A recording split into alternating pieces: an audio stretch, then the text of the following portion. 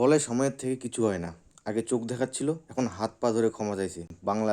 Bangladesh cricket বোর্ডে হঠাৎ করে এখন বিসিসিআই এর উপর এত ভালোবাসা দেখাচ্ছে, মনে হচ্ছে নতুন জামাই শ্বশুর বাড়ি এসে। নমস্কার, আপনারা দেখছেন কিকো ওয়ার্ল্ড। আজকের মেন কথা হলো বাপ বাপ হতা হয়, বেটা বেটা হতা হয়। পিএসএল মানে পেট্রোল শর্টেজ লিগ।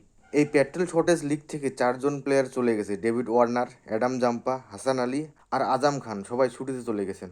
এখন মনে হচ্ছে pyjama salwar league, petrol shortage লিগকে হাসির পাত্র বানালো। কিন্তু কি আর বলবো, পাকিস্তান বোর্ডের চেয়ারম্যান মোসিন ঢাকবি এ কি জোকারের থেকে কম নাকি? ঠিক আছে, এখন যাচ্ছি বাংলাদেশে।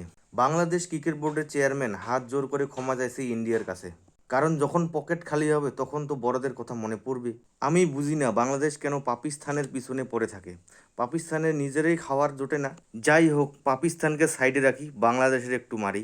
2026 বাংলাদেশের জন্য খুবই খারাপ সময় চলেছে। মনে হচ্ছে পেট খারাপ হয়েছে, পারছি না পাততে। কারণ পাততে গেলেই যদি হাগা বেরিয়ে যায়। মনে আছে আইপিএল থেকে যখন মুস্তাফিজুরকে বের করা হলো, তখনকার সরকার ইউনিস সরকার বলে আমরা বিশ্বকাপ খেলবো না, আমরা ভারতে গিয়ে বিশ্বকাপ খেলবো না। বিশ্বকাপ খেলোনি তো আমাদেরকে কি কিছু কাটা গিয়েছে? যায়নি। এরপর বাংলাদেশে ইলেকশন হওয়ার পর, নতুন সরকার গঠন হওয়ার পর নতুন সরকার ভাবছে ভারত ছাড়া তো আমাদের ঘর চলবে না। আর এই বাংলাদেশের এই অবস্থানের জন্য পাকিস্তানের উপরে পিছনে হাত। উপরে পিছনে মানে উপরেরটা বাদে দিলাম, পেছনেরটা আপনারা যা বুঝার বুঝেই গেছেন, আর আমার বলতে হবে না। পাকিস্তান ভেবেছিল দো ভাই দোনোহি তাবাই, আমরা দুজন মিলে ভারতকে শিক্ষা দেব।